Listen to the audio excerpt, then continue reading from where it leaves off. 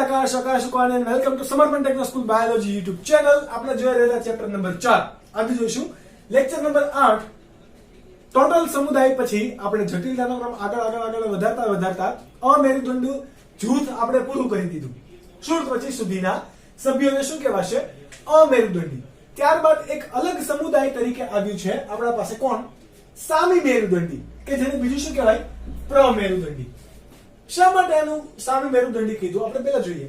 આપણે મેરુદંડની જ્યારે ખાસિયત ભણ્યા ત્યારે એવું વાત કરેલી કે પાચન માર્ગની પૃષ્ઠ બાજુએ, એટલે કે ક્યાં આ પાચન માર્ગ હોય, સજીવ શરીરનો આ પાચન માર્ગ છે, તો મેરુદંડ કઈ બાજુએ હોવું જોઈએ?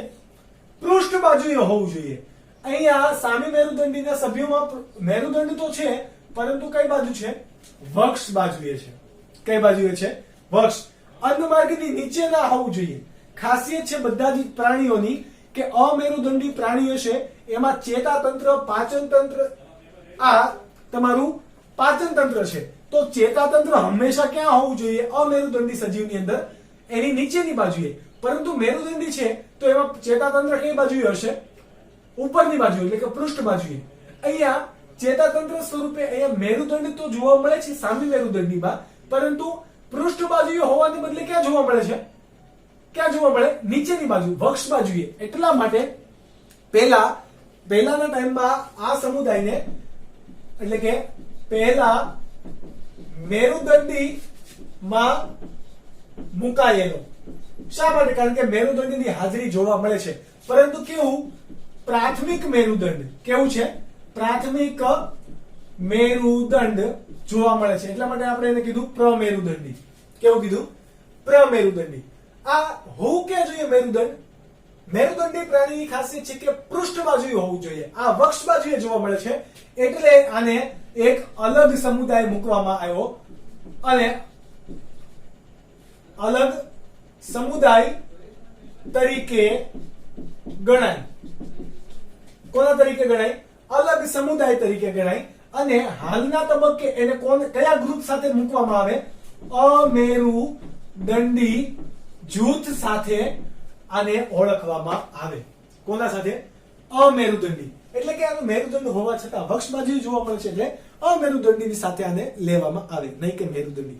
પેલા આ મેરુદંડીનો એક ઉપસમુદાય હતો. કોનો? મેરુદંડી સમુદાયનો ઉપસમુદાય હતો. પરંતુ હવે એવું કઈ છે નહીં. જોઈએ આગળ આપણે વસવાટ ક્યાં જોવા મળે? તો આ પણ બધા જ કેવા? સંપૂર્ણ દરિયાઈ. કેવા? સંપૂર્ણ દરિયાઈ. બરાબર. અમુક છે એ કેવા છે? ટ્યુબવાસી. એટલે કે કોઈ પણ દરિયાની અંદર, ખડકની અંદર એવી રચના છે જેમાં નાની નાની નલિકામય બને છે, અથવા તો પથ્થર વડે આમ છુપાયેલું હોય, પથરા હોય, બરાબર. એની વચ્ચેની નાની નાની જગ્યા હોય, એટલે કે ટ્યુબ જેવી જગ્યા જે બનતી હોય, તેની અંદર આ પ્રાણીઓ વસશે. એટલા માટે એને શું કહેવાય? બીજું ટ્યુબવાસી પણ કહેવાય. આયોજનના સ્તર તો કે હવે તો આપણે આયોજનને, દેહ કોષને એ તો આંખો બંધ કરીને બધામાં કેવું કરી દેવાનું? લખી દેવાનું. આયોજન તો કે કયું હોય? અંગ તંત્ર સ્તરીય. ગર્ભસ્તર કયું હોય?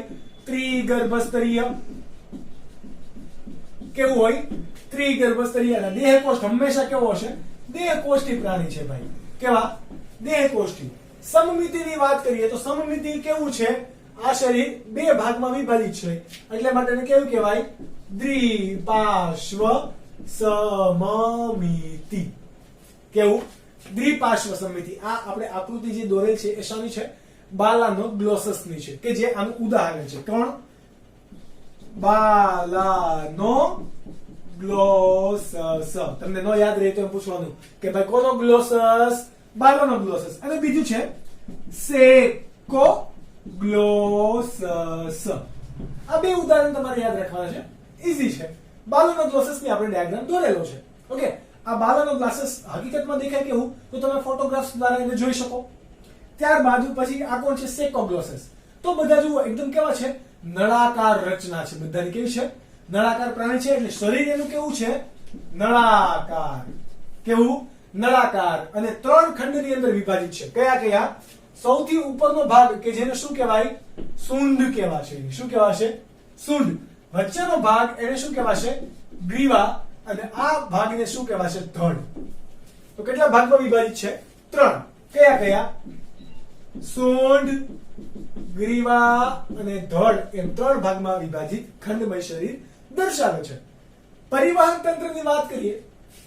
પરિવહન તંત્ર તો સમુદાય કયા કયા? સંધિપાદ, મૃદુકાય અને સામી મેરુદંડીની અંદર કેવું હતું કે ખુલ્લું પરિવહન તંત્ર. આ બધું જુઓ, તમને આગળના લેક્ચર યાદ છે તો આ એકદમ ઈઝી છે. ખુલ્લું પરિવહન તંત્ર. અને ખુલ્લું પરિવહન તંત્ર હોય તો એની અંદર લાલ લોહી નહીં હોય, તો શ્વસન રંજક દ્રવ્ય તરીકે કોણ હશે? તો કે હિમોસાયનિન. બંધ પરિવહન તંત્ર હોય તો આંખ બંધ કરીને હિમોગ્લોબિન લખી દેવાનું. ખુલ્લું પરિવહન તંત્ર હોય તો હિમોસાયનિન લખી દેવાનું. શ્વસનની વાત કરીએ આપણે. કોનું?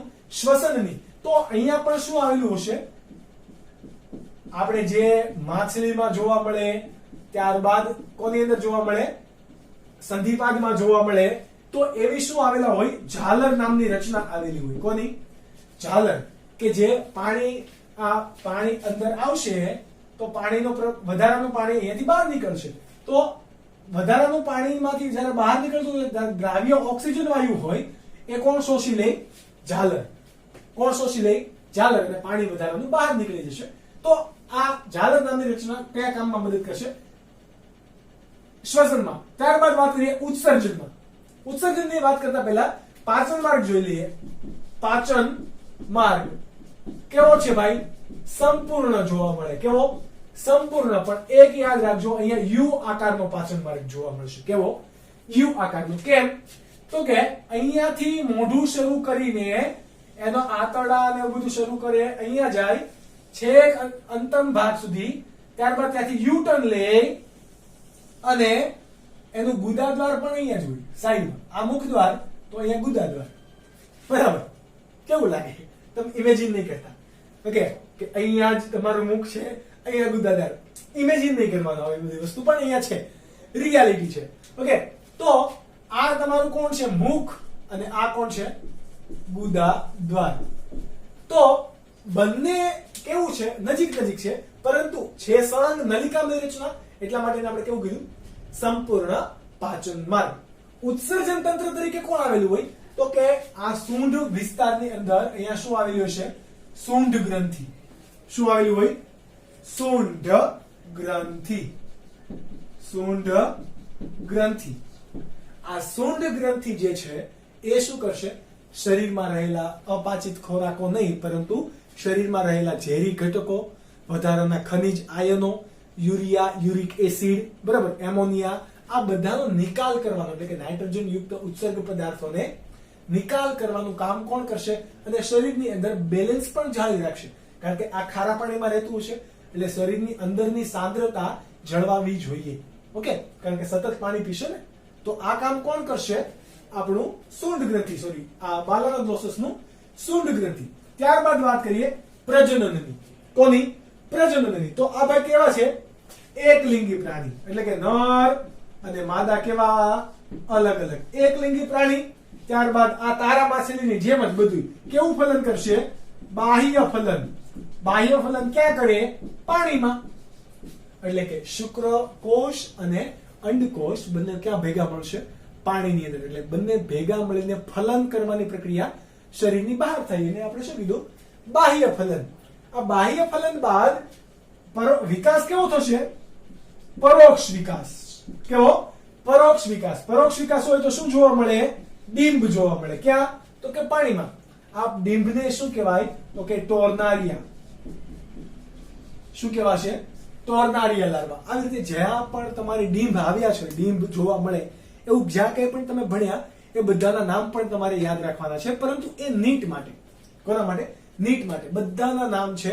પ્લેનુલા લાર્વા, ત્યારબાદ બાયપિનારિયા લાર્વા, અહીંયા છે ટોર્નારિયા લાર્વા. ઓકે, તો આ ટોર્નારિયા લાર્વા તમારે કોણ યાદ રાખવાનું? સમુદાય કયો? પ્રમેરુદંડી અથવા તો સામી મેરુદંડી. અને ઉદાહરણ તો ઓલરેડી તમે જોઈ જ ગયા છો. તો યસ, સૌથી સિમ્પલ અને આ એક સમુદાય જે તમારે સ્ક્રીનશોટ તરફથી યાદ રાખવાનો રહેશે અને નોટ ડાઉન કરવાનો રહેશે. ત્યારબાદનો સમુદાય એટલે કે આપણો. હવે કંઈક આપણું આવ્યું, બરોબર. સમુદાય કયો? તો કે સમુદાયનું આપણે નામ તો લખતા ભૂલી ગયા, પણ કઈ વાંધો નહીં. ઇટ્સ મેરુદંડી. કેવો? મેરુદંડી. તો આના વિશે આપણે બહુ ડિટેલમાં ભણવાના છીએ. આ સમુદાયની અંદર બહુ ડિટેલમાં જઈશું. પહેલા જોઈએ એની ખાસિયત. શું જોઈએ? ખાસિયત. તો કે અહીંયા દરેક સજીવો એટલે કે સજીવ શું ધરાવશે?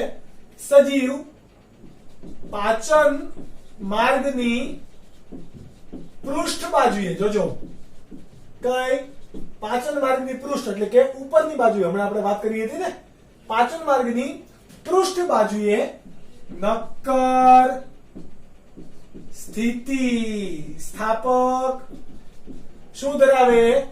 મેરુદંડ ધરાવે એવા સમુદાયના એવા પ્રાણીને શું કહેવાશે? મેરુદંડી પ્રાણી. શું કહેવાશે? મેરુદંડી પ્રાણી, કે જે અત્યાર સુધીના સમુદાયમાં ક્યાંય જોવા મળતું હતું નહીં. વસવાટ. તો કે વસવાટની આપણે અહીંયા વાત કરીએ તો ઘણા મેરુદંડી પ્રાણી પાણીમાં જોવા મળશે, ઘણા જમીનમાં જોવા મળશે. પાણી, જમીન, પાણીમાં દરિયાઈ, મીઠા પાણીનો બધું જ. ઓકે. ત્યારબાદ આયોજનના સ્તરની વાત કરીએ તો કેવું? અંગ તંત્ર સ્તરીય. ત્યારબાદ ગર્ભસ્તર કેવા હશે? ગર્ભસ્તર ત્રિગર્ભસ્તરીય. દેહકોષ્ઠ હાજર કે ગેરહાજર? તો કે દેહકોષ્ઠ હાજર એટલે કે કેવા પ્રાણી? દેહકોષ્ઠી પ્રાણી. અને બધાની સમમિતિ કેવી? દ્વિપાર્શ્વ સમમિતિ જોવા મળશે.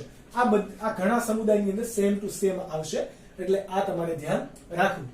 હવે શરીર હશે એ કેવું હશે? તો કે શરીરના આકારમાં શું જોવા મળે? બધાની અંદર વિવિધતા. આકારમાં વિવિધતા જોવા મળશે, પરંતુ એક અહીંયા છે કે પૂંછડીની હાજરી અહીંયા જોવા મળે. શું જોવા મળે? પૂંછડીની હાજરી. ઘણા સજીવમાં જોવા મળશે, જેમ કે આપણે નથી જોવા મળતી. વાંદરામાં જોવા મળે, ગાયમાં જોવા મળે, ભેંસમાં જોવા મળે, ઊંટમાં જોવા મળે, ઘેટામાં જોવા મળે. બરાબર? આ બધામાં જોવા મળે છે, પરંતુ અમુક સજીવ સમુદાયની અંદર આવા જોવા મળતા નથી. એટલે અહીંયા એક ખાસિયત પણ છે કે અમુક વર્ગના સભ્યોમાં શું જોવા મળશે? પશ્વ ગુદા પૂંછની હાજરી જોવા મળે. પશ્વ એટલે કે પાછળની બાજુ, ગુદા એટલે કે મળદ્વારની ફરતે ઉપર, પૂંછ તો કે પૂંછડી, તો કે મળદ્વારની પાછળ શું જોવા મળે? પૂંછડી જોવા મળે. આ એક એની ખાસિયત છે. પરિવહન તંત્ર બધાની અંદર કેવું? બંધ પ્રકારનું પરિવહન તંત્ર. અને અહીંયા કોણ છે? શ્વસન રંજક દ્રવ્ય તરીકે હિમોગ્લોબિન. બંધ પરિવહન તંત્ર એટલે કે હૃદય હશે, રુધિર વાહિની હશે, એટલે કે ધમની અને શિરા પણ હશે. શ્વસનાંગ તરીકે અહીંયા કોણ કોણ હોય? તો કે ઘણા સજીવની અંદર ઝાલર હશે, જેમ કે ચુષ્મુખા મત્સ્યની અંદર. ત્યારબાદ ઘણા સજીવની અંદર શું હશે? ત્વચા, એ જ શ્વસનનું કામ કરતું હશે. ઘણાની અંદર શું જોવા મળે? ફેફસા જોવા મળશે, જેમ કે આપણે. ઓકે. ચેતાતંત્રની વાત કરીએ તો ચેતાતંત્ર શું હોય? તો કે ચેતાતંત્ર કેવું? સુવિકસિત અને શીર્ષ ભાગે શું ધરાવે? એ મગજની હાજરી ધરાવે. ચેતાતંત્રો ભેગા થઈને, ચેતાકોષો ભેગા થઈને એક ગાઢ ગૂંચળા રચના બનાવે કે જે કોના તરીકે ઓળખાય? મગજ તરીકે. જે કઈ બાજુ આવેલું હોય? તો કે પૃષ્ઠ બાજુ. જો આપણી કઈ બાજુ થશે? પૃષ્ઠ બાજુ. ઓકે.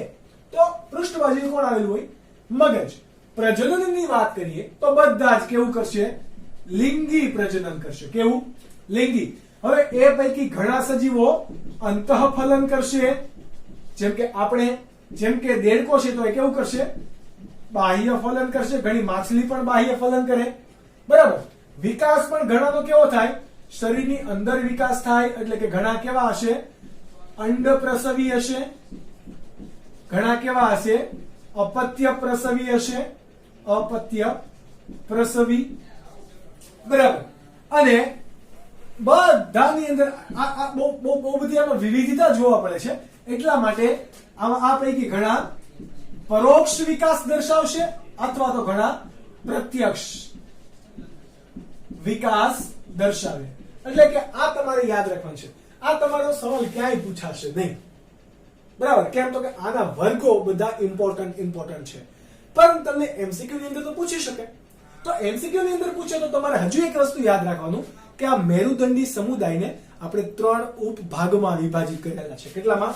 3 ઉપભાગ. કયો સમુદાય? મેરુદંડીને. એની લાક્ષણિકતાને આધારે 3 ઉપભાગ. પહેલો છે પુચ્છ મેરુદંડી. કેવો? પુચ્છ મેરુદંડી. બીજો છે શીર્ષ મેરુદંડી અને ત્રીજો છે પૃષ્ઠવંશી. કેવો? પૃષ્ઠવંશી. 3 કેવા? અલગ અલગ. 3 ને આપણે હું ખાસ તમને અહીંયા સમજાવું. જેમ કે આપણી પાસે કોણ છે? પેલું પુચ્છ મેરુદંડી. તો પુચ્છ મેરુદંડની ખાસિયત શું છે? તો કે એની અંદર મેરુદંડ પૃષ્ઠ બાજુએ આવેલું હોય, પરંતુ ફક્ત ડિંભીય અવસ્થામાં જ જોવા મળે. જ્યારે પુખ્ત બની જાય તો આ મેરુદંડ ગેરહાજર થઈ જાય. કેવું? મેરુદંડ ગેરહાજર. એટલા માટે ફક્ત ડિંભીય અવસ્થા સુધી મેરુદંડ કેવું હશે? હાજર.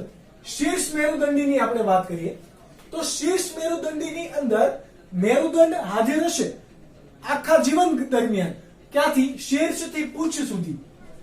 અહીંયા ફક્ત પૂંછમાં જ જોવા મળશે, એટલા માટે આપણે એને પુચ્છ મેરુદંડી પણ નામ આપીએ. બરાબર.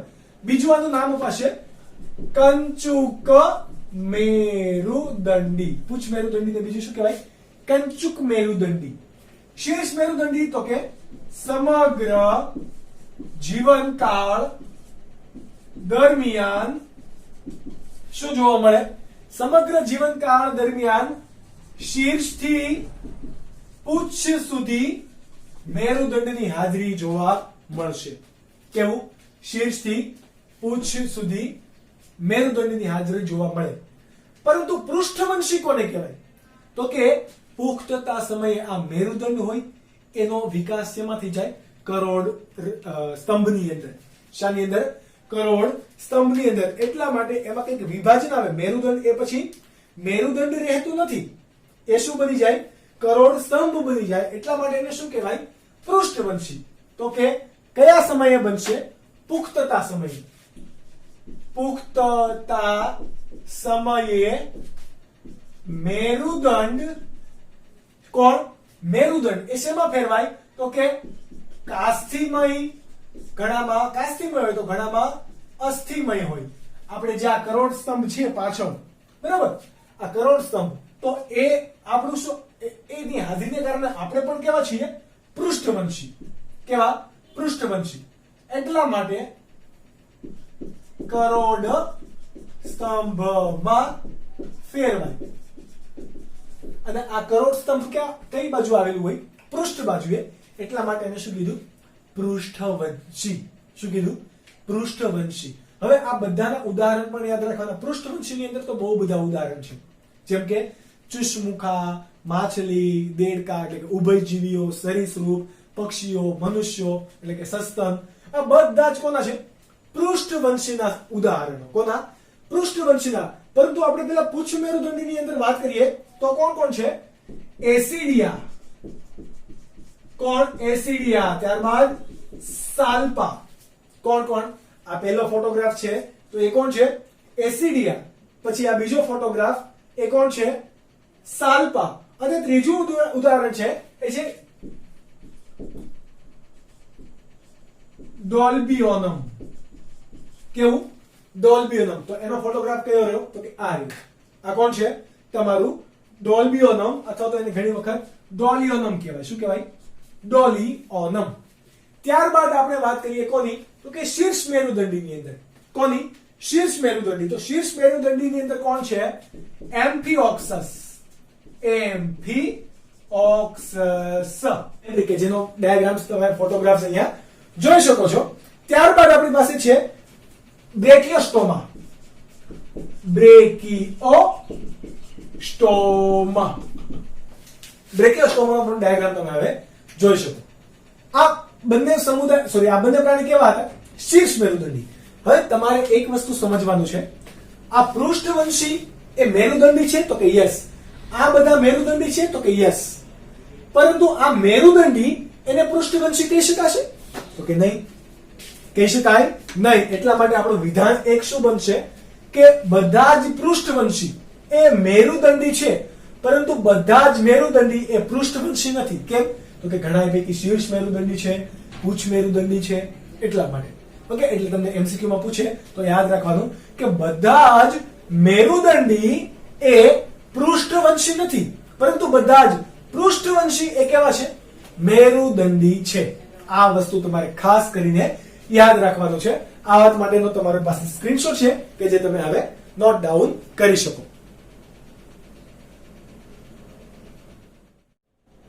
ત્યારબાદ આજના લેક્ચર માટે લાસ્ટ ટોપિક કે પૃષ્ઠવંશી પ્રાણીઓ. હમણાં આપણે જેની વાત કરી હતી, આ પૃષ્ઠવંશી પ્રાણીઓ આ કેવા એક પ્રકારનો કેવો છે? ઉપસમુદાય. કેવો છે? ઉપસમુદાય. તમારા ઉચ્ચ મેરુદંડી, શીર્ષ મેરુદંડી અને પૃષ્ઠવંશી ત્રણે કેવા છે? એ ઉપસમુદાય છે. તો એની આપણે ખાસિયતો જોઈએ. તો ખાસિયત શું હતું? તો કે પુખ્તતા સમયે મેરુદંડ. આ મેરુદંડ કયા સમય સુધી હોય? ગર્ભાવસ્થા સુધી જ હોય. પછી એ શેમાં ફેરવાઈ જાય?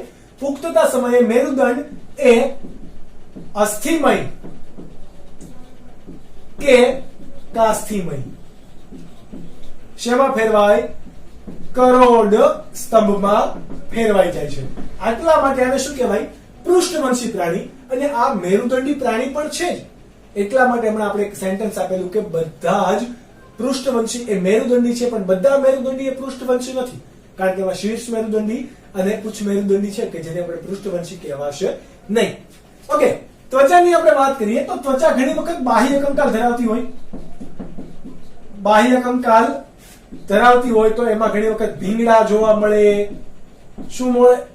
ભીંગડા જોવા મળે. ઘણી વખત આપણે નખ હોય એ પણ આપણા બાહ્ય કંકાલનો ભાગ છે, તો ઘણી વખત નહોર જોવા મળે. બરાબર. તો વિવિધ ઘણી વખત રૂવાટી જોવા મળે આપણા બાહ્ય કંકાલ પર. રૂવાટી એટલે કે વાળ જોવા મળે. તો આ બાહ્ય કંકાલ ત્વચા પર આ બધી વસ્તુ આવેલી હશે. રુધિરાભિસરણ તંત્રની વાત કરીએ તો કેવું હોય? બંધ. કેવું હોય? બંધ. હૃદય કેવું હશે? તો કે મત્સ્ય હોય તો દ્વિખંડી, ઉભયજીવી હોય તો ત્રિખંડી. બરાબર. ત્યારબાદ સરીસૃપ, મગરને બાદ કરતા સરીસૃપ, વિહગ અને સસ્તન હોય તો ચતુઃખંડી. વિવિધ પ્રકારના હૃદય જોવા મળશે. ઉત્સર્જન તંત્ર તરીકે બધાની અંદર શું હાજર હશે? તો કે મૂત્રપિંડ. કેટલા? તો કે એક જોડ. કેટલા? એક જોડ મૂત્રપિંડની હાજરી જોવા મળશે. ત્યારબાદ પાચન તંત્ર હંમેશા કેવું હશે? સુવિકસિત અને સંપૂર્ણ.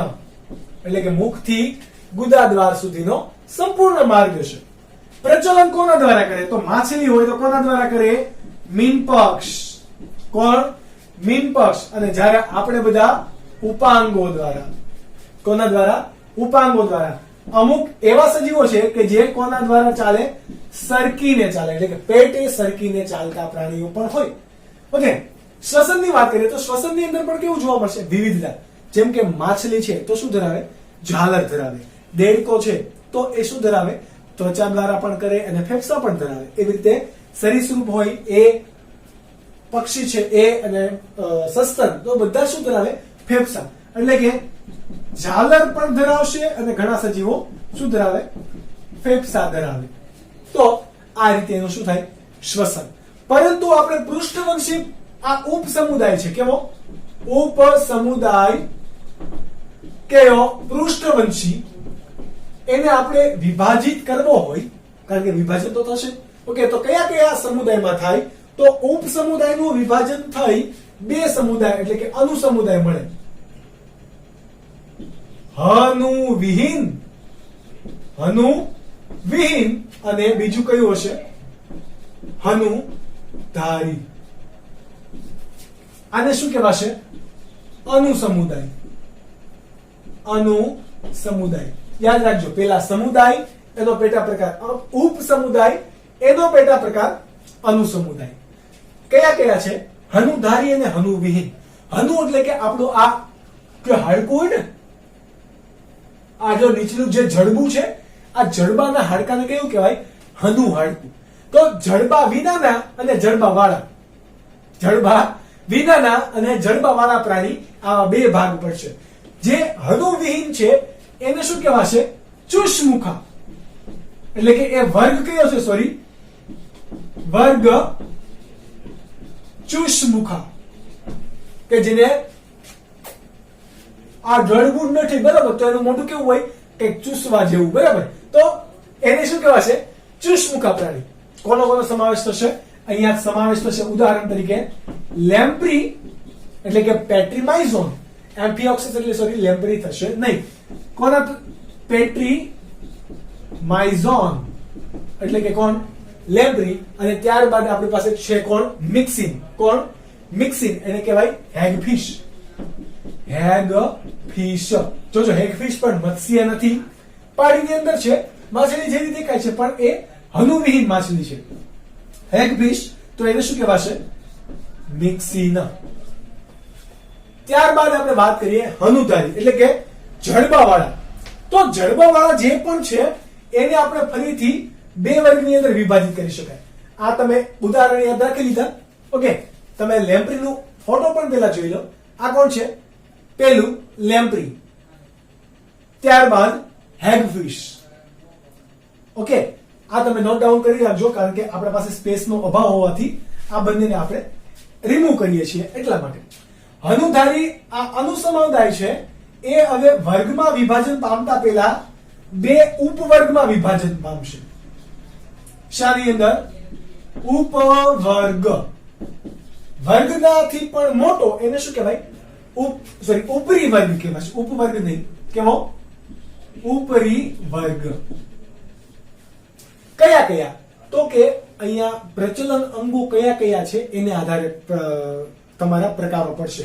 તો જેની અંદર ચતુષ્પાદ છે એટલે કે ઉપાંગો છે, ચતુષ્પાદી પ્રાણી, અને બીજા કેવા હશે?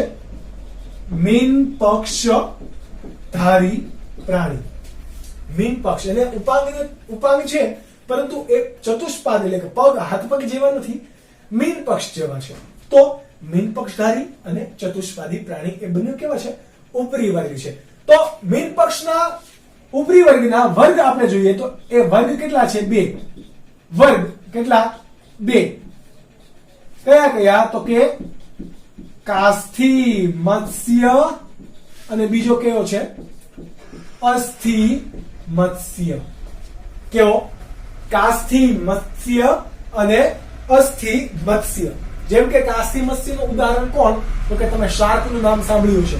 તો આ તમારી માછલી શાર્ક કેવી છે? કાસ્થિ મત્સ્ય છે. ત્યારબાદ રેફિશ. કેવી? રેફિશ. આ રેફિશ પણ કેવી છે? કાસ્થિ મત્સ્ય છે. અને ત્રીજું છે ડોગફિશ. કેવી? ડોગફિશ. આ ડોગફિશ પણ કેવું? કાસ્થિ મત્સ્ય. જ્યારે અસ્થિ મત્સ્ય તમારા એનાથી અલગ છે. એમાં કરોડસ્તંભ કેવું હશે? અસ્થિનું બનેલું હશે. અને અંતઃકંકાલ પણ શાનું બનેલું હોય? અસ્થિનું બનેલું હોય, કે જે ડિટેલમાં આપણે પછી જોઈશું. આ અસ્થિ મત્સ્ય તો કેવા પડશે? કાસ્થિ મત્સ્યથી અલગ. કોણ કોણ છે? તો કે દરિયાઈ ઘોડો. કેવો? દરિયાઈ ઘોડો છે હકીકતમાં માછલી, પરંતુ જુઓ એનું ફેસ જુઓ, બરાબર, મોઢું ઘોડા જેવું દેખાય એટલા માટે એ કેવું છે? દરિયાઈ ઘોડો. ત્યારબાદ તમે રોહુ, કટલા, મૃગલ આવા નામ સાંભળતા હશો, બરાબર છે, ખાવામાં વપરાય એવી. આ છે રોહુ. ત્યારબાદ કટલા જે ખાવામાં વપરાય. ત્યારબાદ મૃગલ. બરાબર. આના સિવાયની પણ ઘણી બધી માછલી છે કે જે આપણે પછી એક્ઝામ્પલમાં જોઈશું. આ અસ્થિ મત્સ્યની વાત કરીએ. ચતુષ્પાદી પ્રાણી હોય તો એના પણ ઉપવર્ગ પડતા હોય તો કે યસ, એના પણ ઉપવર્ગ પડતા હોય. કયા કયા? તો કે ઉપવર્ગ નહીં, સોરી, એના પણ વર્ગ પડતા હોય. સૌથી પહેલો કોણ? ઉભયજીવી, કે જેની અંદર કોનો સમાવેશ થશે? દેડકા જેવા પ્રાણીઓનો, બરાબર. ત્યારબાદ સરીસૃપ. કેવો? સરીસૃપ. સરીસૃપ ની અંદર કોનો સમાવેશ થશે? તમારો જેમ કે આપણે પાસે ડોલકાકીડો છે, ગરોળી છે, સાપ છે, આ બધાનો સમાવેશ શેમાં થાય? સરીસૃપ. ત્યારબાદ કોણ છે? વિહગ. વિહગ એટલે કે પક્ષીઓ. એ તો તમે જોયા જ હોય. ત્યારબાદ કોણ છે તમારી પાસે? સસ્તન. સસ્તન એટલે કે તમે તમારા મોઢા જોઈ લો. ઓકે, તમે તમારા જ મોઢા જોઈ લો, એટલે કે ઢોર, ઢાંખર, પાલતુ પ્રાણી, જંગલી પ્રાણી, જે જંગલ, બરાબર, આ બધા કેવા છે? સસ્તન છે.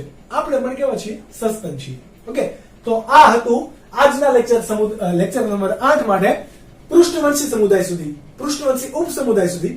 નેક્સ્ટ લેક્ચર થી આપણે વાત કરીશું વર્ગની. કયો વર્ગ? તો કે આપણે ચુસમુખાથી શરૂ કરીને આ બધા જ વર્ગને ડિટેલમાં ભણીશું. ત્યાં સુધીમાં આપણા સિલેબસ નો આ ચેપ્ટર પણ કમ્પ્લીટ થઈ જશે. તો મળીશું નેક્સ્ટ લેક્ચરમાં. તમે સ્ક્રીનશોટ વાંચજો, લખજો, નોટ ડાઉન કરજો, મજા આવશે. આપણે ફરી મળીશું નેક્સ્ટ લેક્ચરની અંદર. ત્યાં સુધી બાય બાય.